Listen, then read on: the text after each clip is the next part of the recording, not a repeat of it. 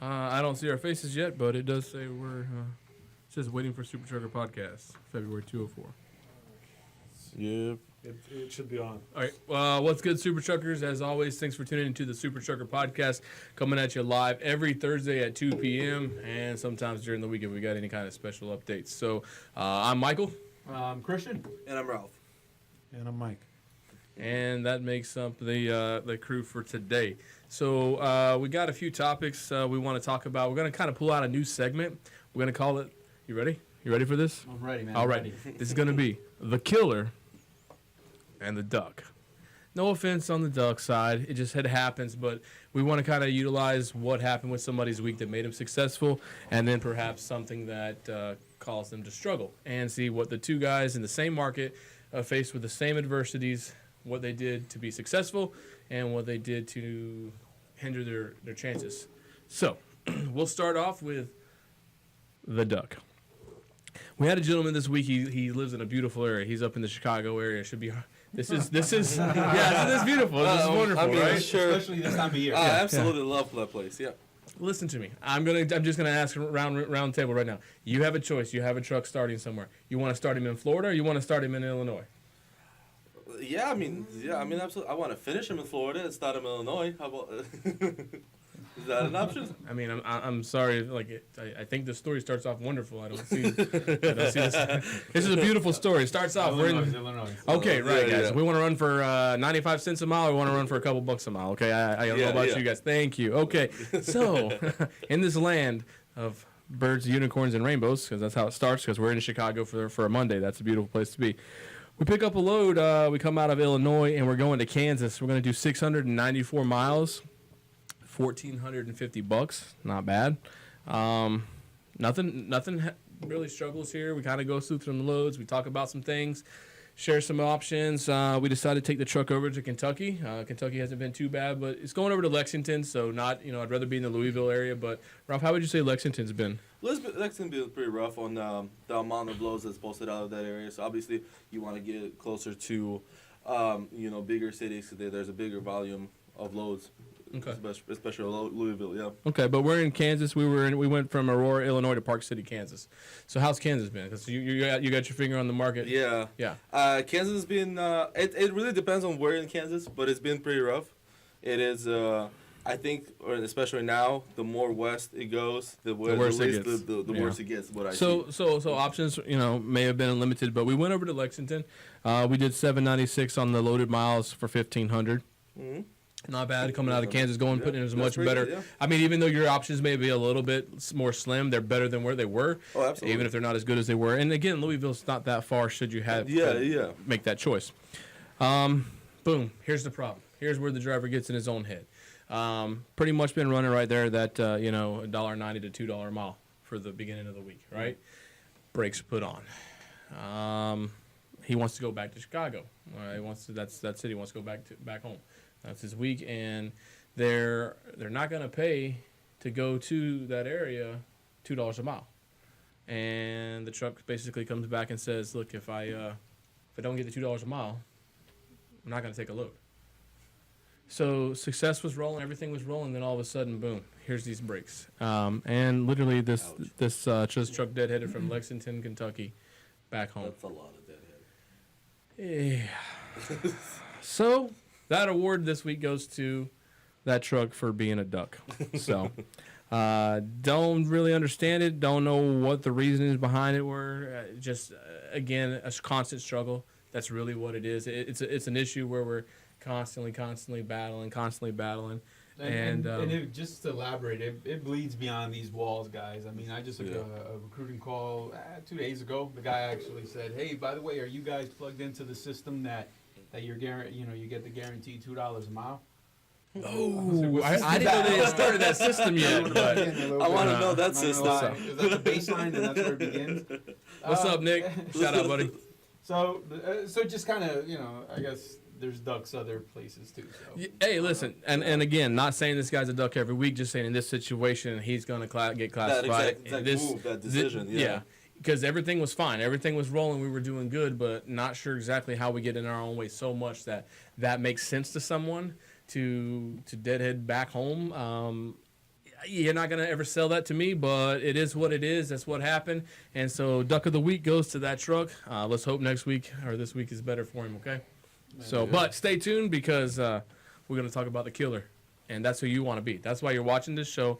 That's why you're on YouTube looking for information about the market and about how to become a better owner-operator and about how to grow your business. So we will follow up with the killer.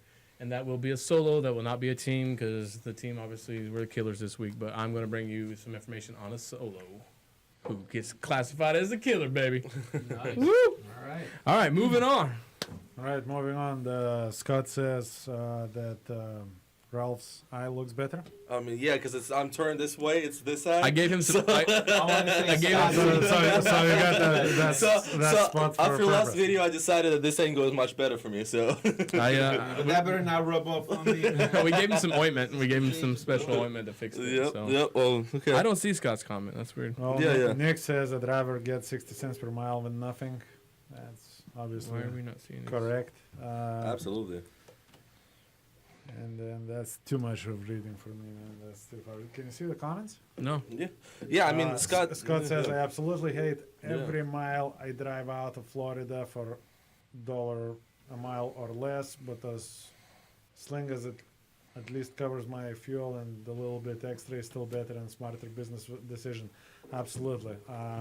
No matter how cheap and bad it is, it adds up. So, for example, you take you don't want to take a crappy load that pays you 50 cents a mile. It still covers Alright, something. I'm And I'm exaggerating Yeah, when I'm yeah. saying 50 cents a mile. It still covers something.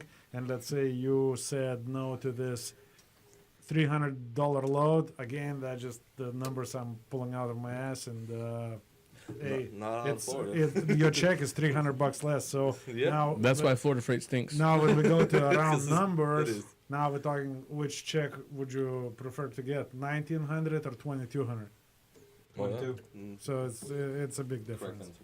How was you able to answer that so quickly? But when I posed the question of who wants to go from Chicago to Florida, and you're like, He was ready this time. He was ready this time. I mean, as if that was a much more difficult question. We always ask you guys to leave comments below, post, give us things to talk about, to share. One of the things that came up last week on Friday was, I got it now. Thanks, sir. It came up was tracking, the benefits, the downside. Everybody's got a little opinion on this. Yeah. So, Mike, what's your thoughts on? Let's start there. Hey, look, We're interesting this week. We're gonna start with Mike. First of all, I hate tracking. I'm against tracking, and I don't know. I think we're in a losing battle here. I mean, again, what do you want? You want a little bit of peace of mind with, surrendering your rights and your everything that you're working on? Because the tracking, yes, it's easy. The broker is going to get the location of a freight without calling you at 2 a.m. in the morning and stuff like this. Plus, we have to look at the customers as customers. So that Pepsi load, which we hate, is still given to you by Pepsi. That's who the customer is. And if a customer can't easily track the load, if we need to talk to a rude driver who is the 2 a.m. in the morning, what? We're not gonna like it. We're gonna jump to other solutions where we can track the load with just like one click of a button. But there is a bigger picture in it. I say we're not gonna win in this one. However,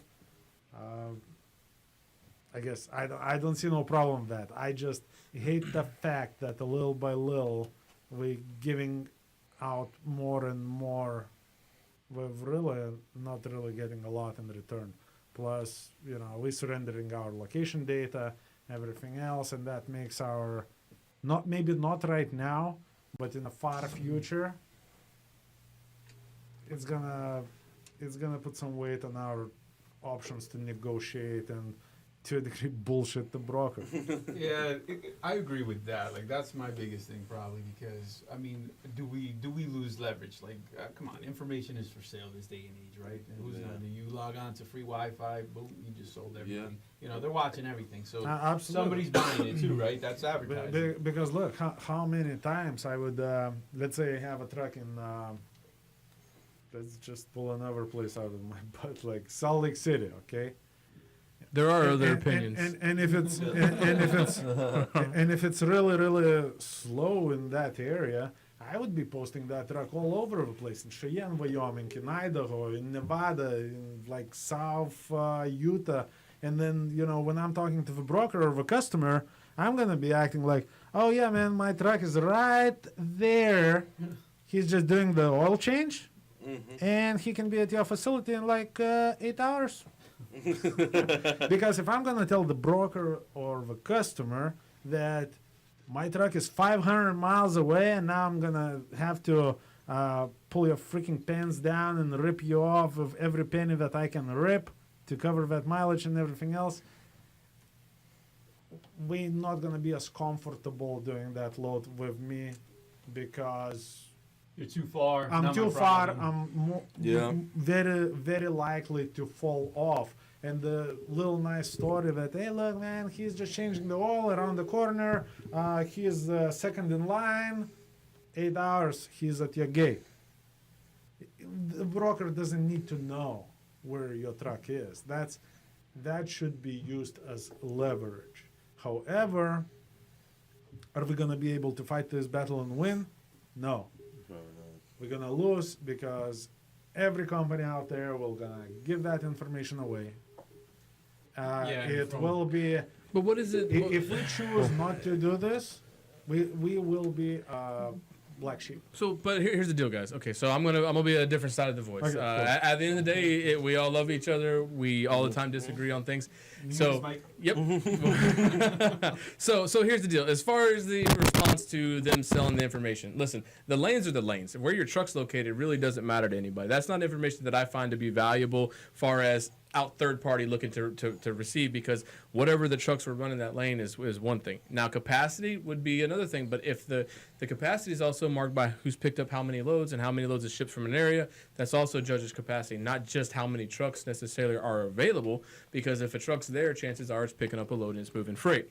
As far as the leverage that comes to the broker on them being able to see you when they say they can't see you, that would be my only really concern, my biggest thing that I don't like about it. And I would flip that and say, yes, I get what he's saying.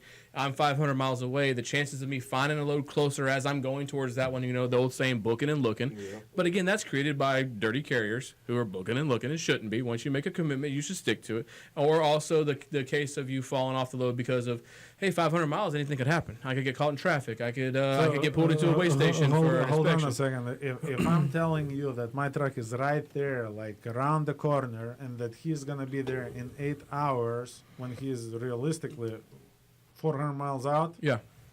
am I a dirty carrier now? Or I'm just making your day better? Well, considering there probably is a truck on Ralph's board that is 30 miles away, and I would rather give my load to that truck, and now I gave it to you because I'm like, I get but it's not about you. It's about me and my truck. I think as a dispatcher, from my point of view, just go on record, I wasn't done yet. Okay. I have more, but you go ahead, Ralph. You go ahead. No, I want you to. You solve some of it. The idea is that I believe that if the tracking is as only when you are during the load, that's what I like, and I think that, and I agree with that part. I don't agree with tracking if there is ever access to the truck from when it's not under load for this special customer. So for that reason, I do still like MacroPoint or any of those apps that track only when you accept that load, you do that load, and then you're done with it. Agree, 100%. With MicroPoint, I agree. You pick and choose. If the load requires tracking, you accept it.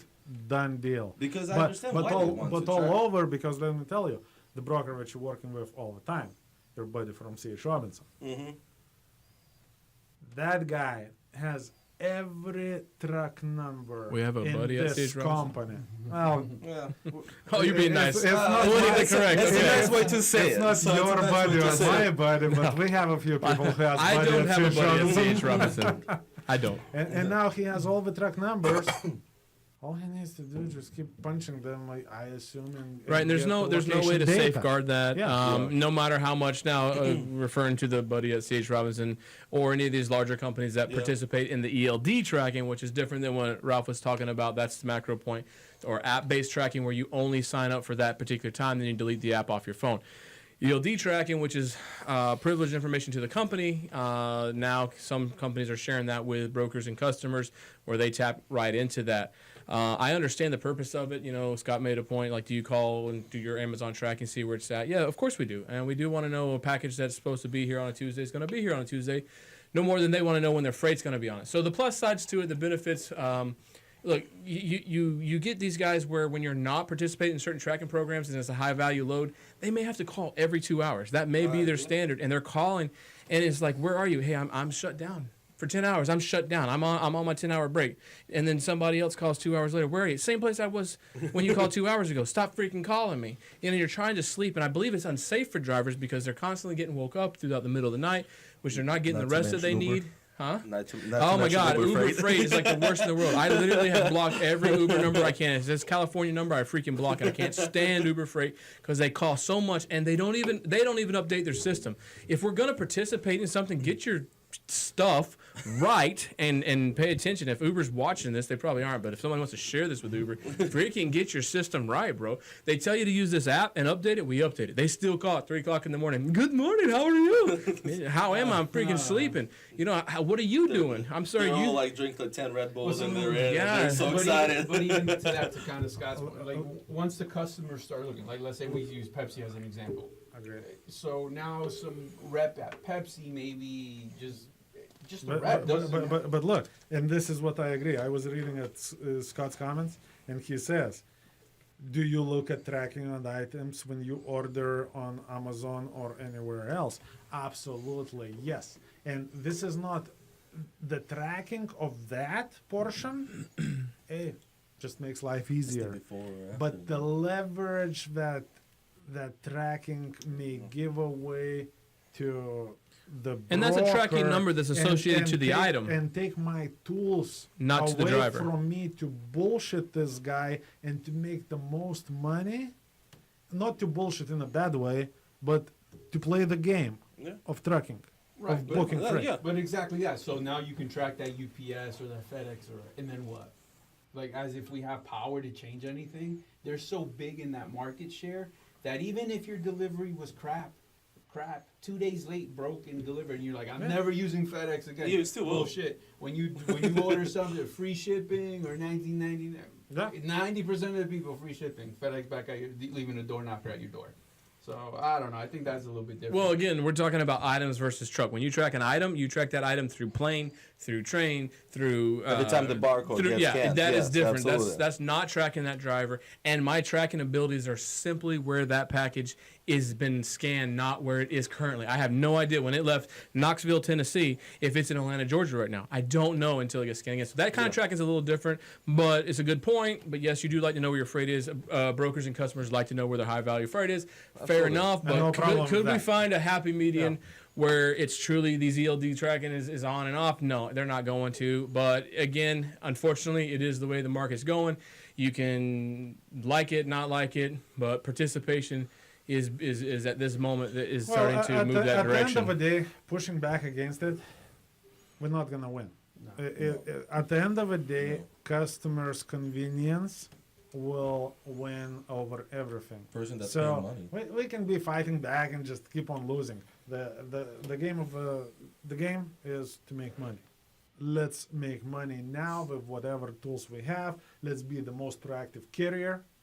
Oh, you want to know where the load is? Here we go, buddy. No problem. Let everybody else to fight that battle.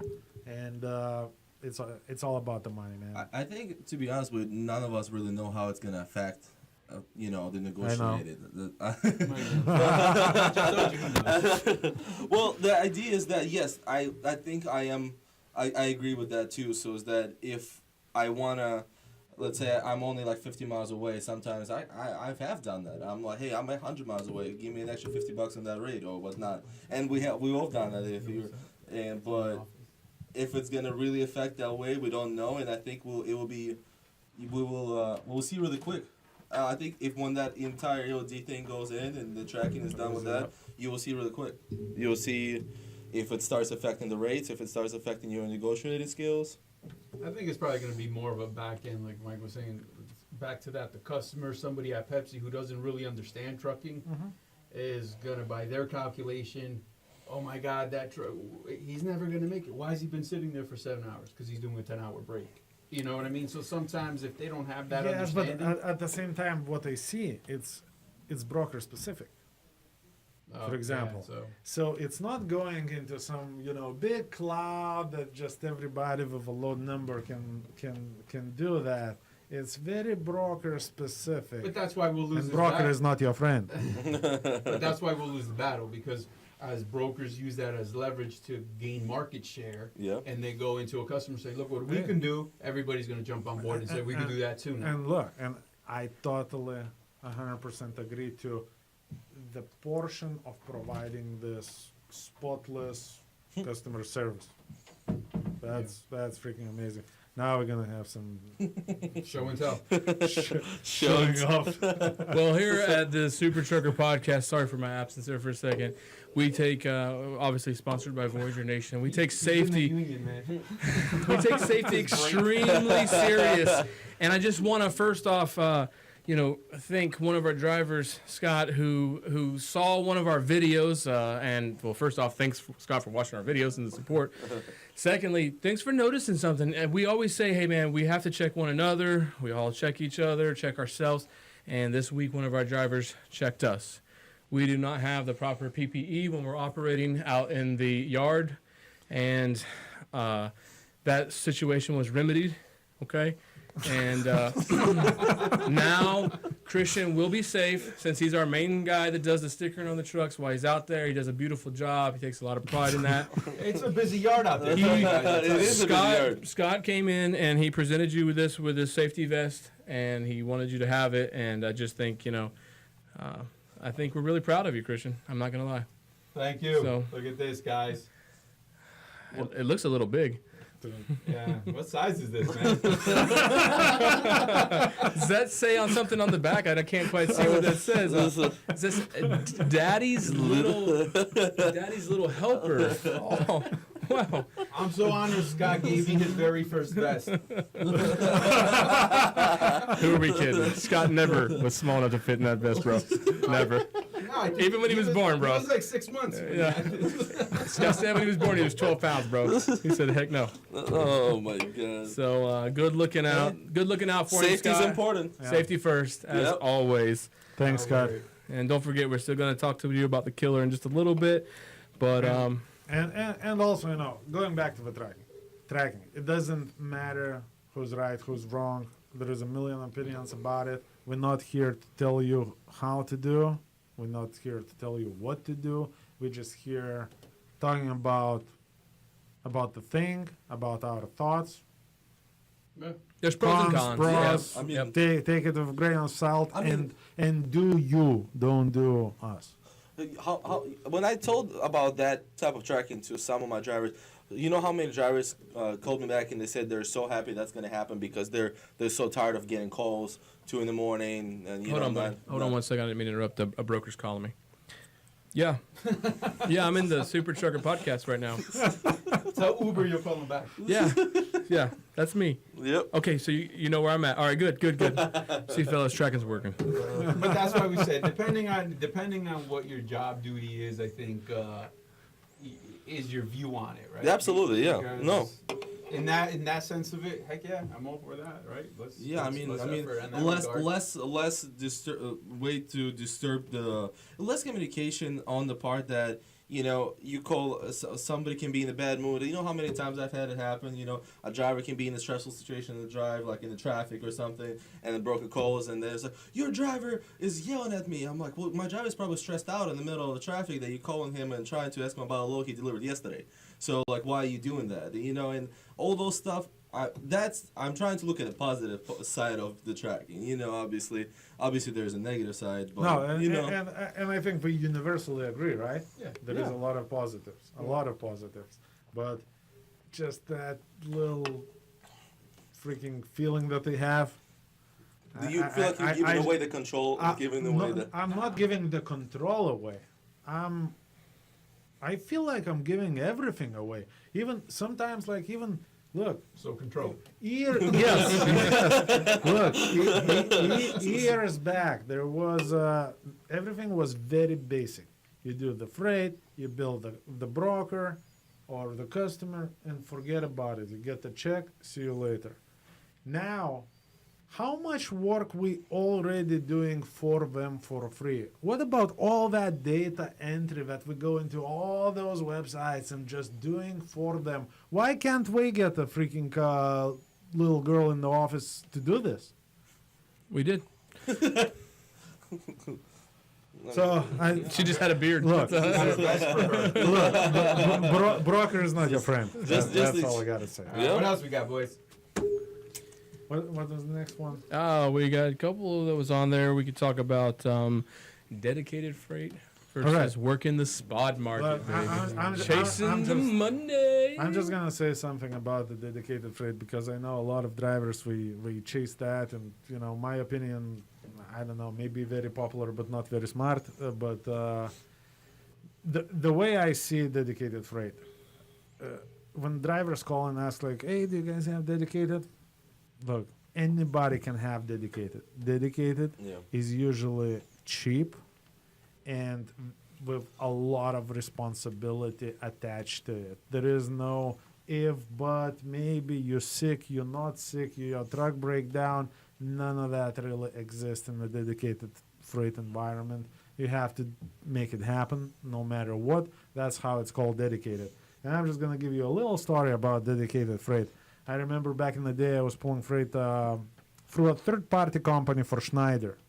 And we were like busy bees running in and out, just pulling freight left and right, making crap load of money. And we would see those Schneider drivers who actually work directly for Schneider, parked right there in the corner, hardly making for a cheeseburger, just to please the customer. Because what Schneider wants to do, and again, I'm using Schneider just because it was experience. I'm Right. talking. You It doesn't were matter. there, you saw it. Yeah, it doesn't matter what the name is. The Schneider wants to be able to call the Walmart and say, "Hey, listen. Look through a window.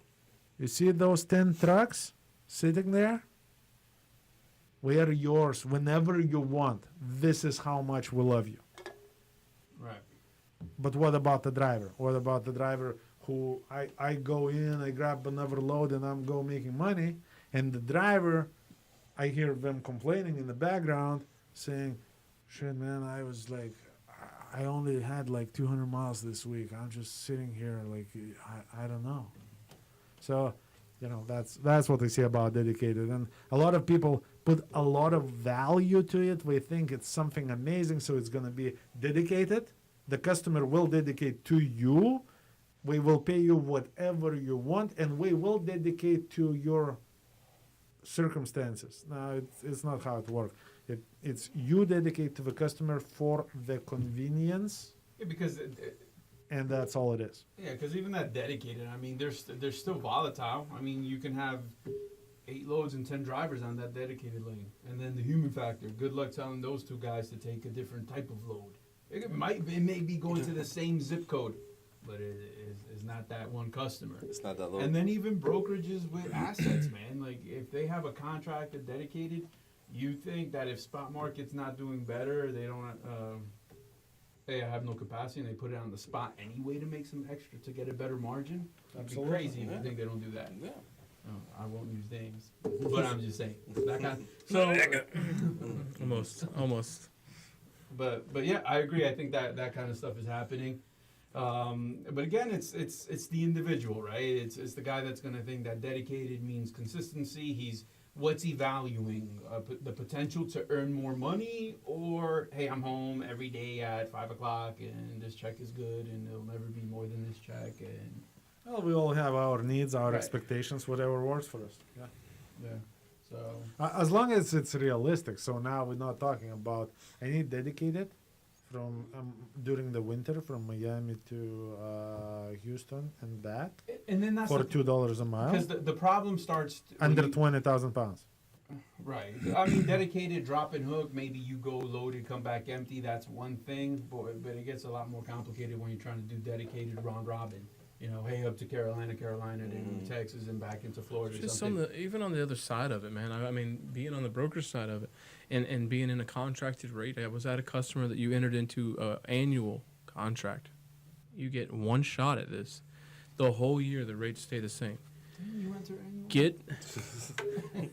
Get that wrong, man, and talk to me all you want about dedicated freight. I mean, it just so like even on both sides. I mean, being able to have access to chase the money right now, I think is much more appealing to me by far than being that guy that's stuck with what I'm stuck with. And that's why I think some guys will call in and say, hey, I don't have a load, because if the dedicated goes into Carolina and then that North Carolina or wherever, that customer that would have took you to Texas, it doesn't have freight, isn't shipping. They're completely separate customers. You're stuck. Yeah, You're stuck in that's a another shitty problem area. because dedicated. Manufacturing plants go If down. the customer is slow, you're slow. I remember we were again third party pulling for Estes.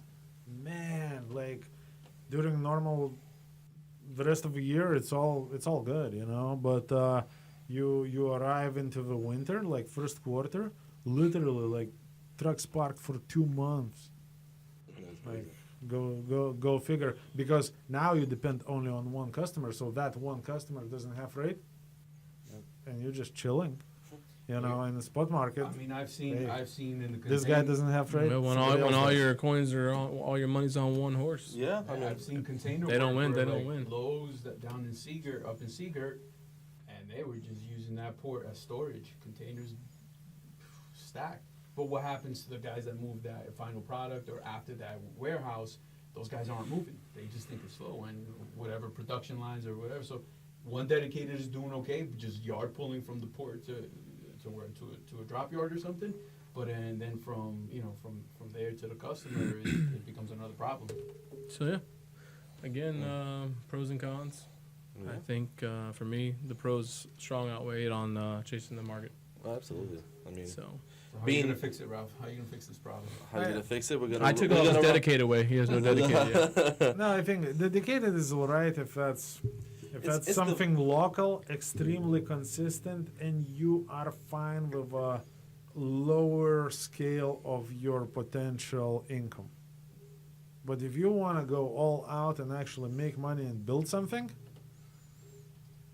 I think it's a large fleets and large customer game.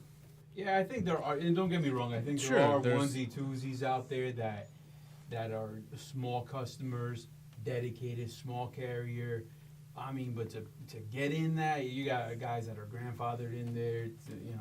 That's not going And anywhere. at the To same find time, that look, bird, I another mean- challenge is, I agree, some of those do exist. You try and mess up once, like, you're not going to be calling and No, telling yeah. that, you know what, how about Tuesday? Well, and it's for your market too. Well, how about, don't call me anymore. You have to know your market. Our market is owner operators, so for us, dedicated doesn't work.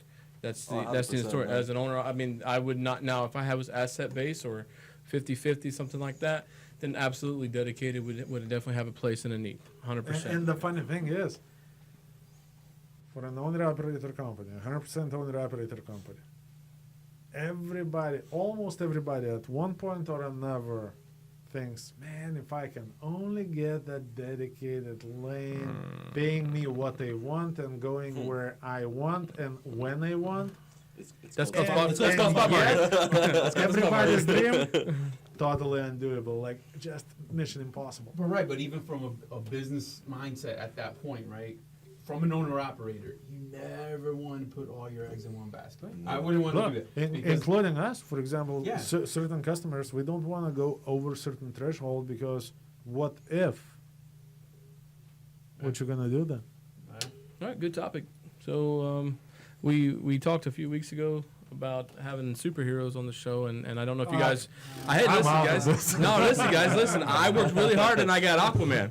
I got Aquaman. Yes, see. I'm a man of my word. I come through. I've got Thor, Super pink eye. yeah, Thor and Aquaman. So we're on our my way. pink T-shirt. Sorry.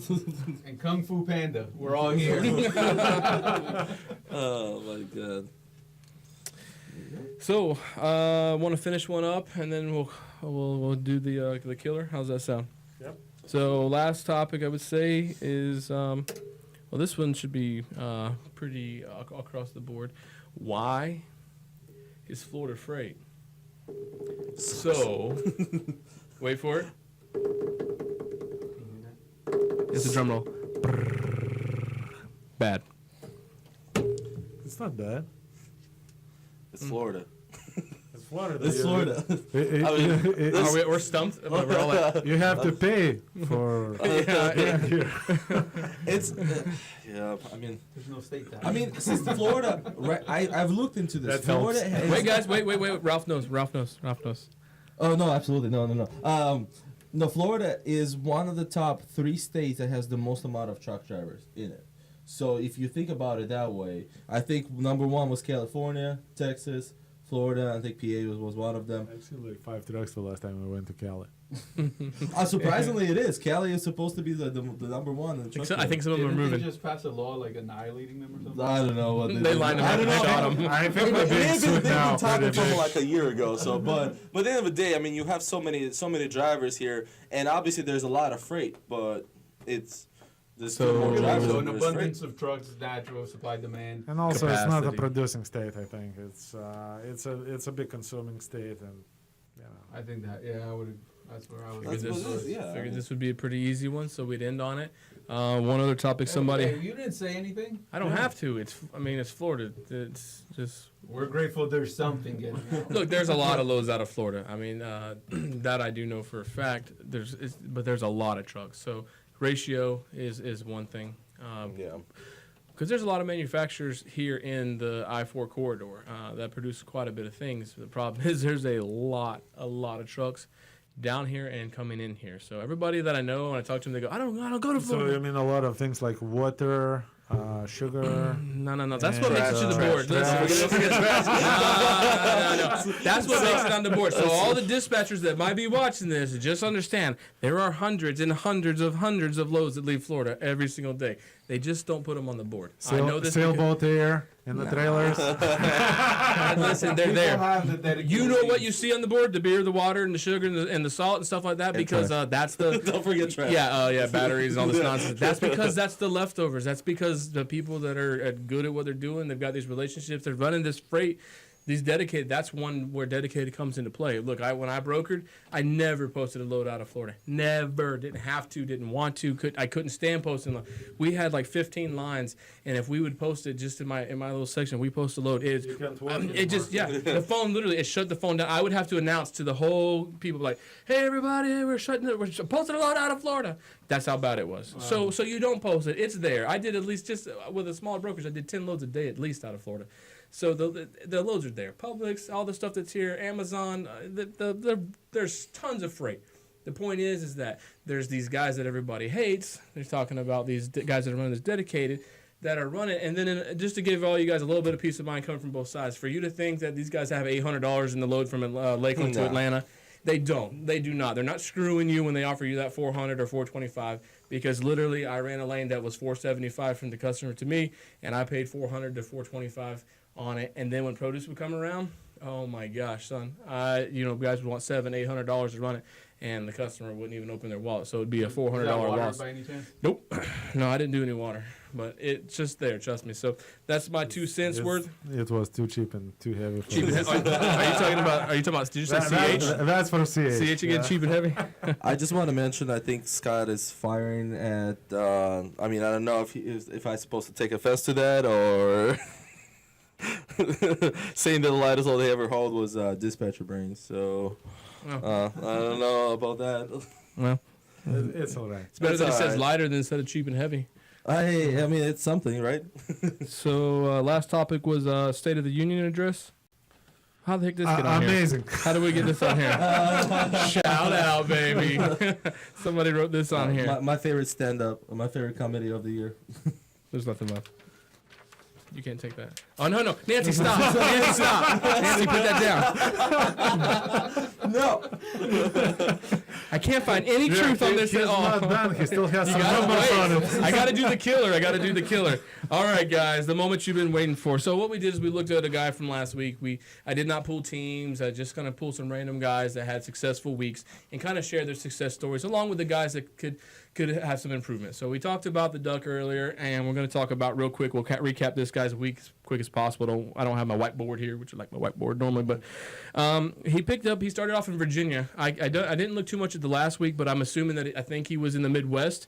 And on Fridays, like we've talked about before in some of our other videos, if we try to get you in a really good area on a Friday and then go to an area that may, we'd be able to capitalize on, right? Maybe not the best area, Virginia being not the best rate. What would you say rate out of Virginia right now? Good rate, 155, 160 maybe. maybe. Where you're going, but if you're going to Midwest, going back. $50, yeah.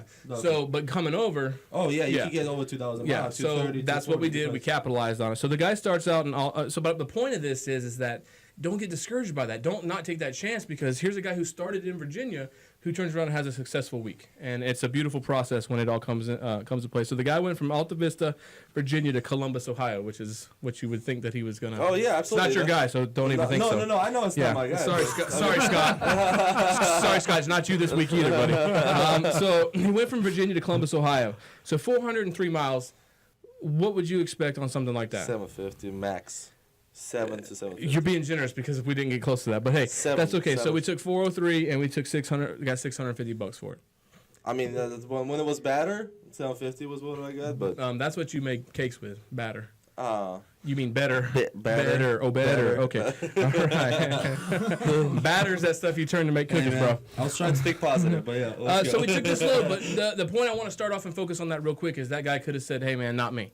These wheels aren't moving for that kind of rate." 650, right? You Yeah, said? 650. So he could have turned it down. Could have said, "No, thank you. I'm not interested." But what'd this guy do? Take it. Anybody? What's the words he did? Succeed.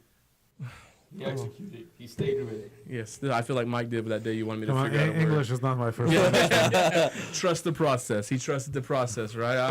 Okay. Yeah. So he trusted that's the process, and he went on with the steps for the 650. Normally, he'd be like, "Hey, man, I don't see how we're going to end with success on this," but he trusted the process.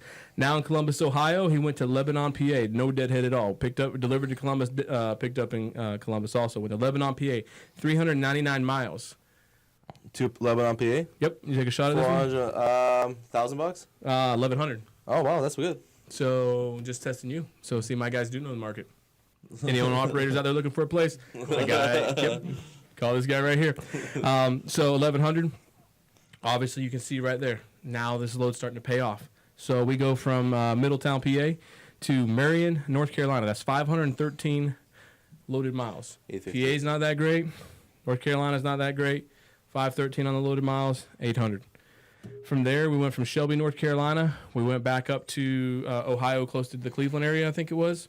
That was 617 miles. Again, that's a long run. It is. But the guy started with his hours fresh that morning, so he was able to make it. One-day transit, 900. 33,000 pounds, so nothing too heavy, nothing too crazy. And shot over to Buffalo to take a load down to Lakeland. 1,246 miles. Going to pick up 2,800 on that one. So the guy finishes this week out at 6,250. Right at 3,000 miles. It's $1.96 average across the board.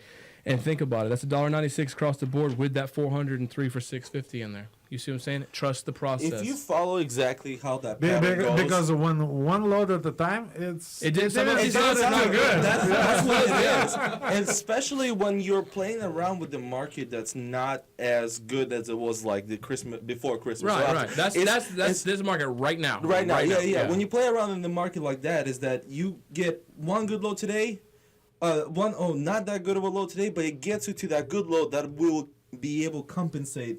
Because there's loads and then on you there go that's back not, to that best. You take another, not the best load, but then you take another good one, and it's kind of, it stabilizes each other. It's like swings. You know, one day it's good, one it's not bad. I mean, I guess I don't know. Swings.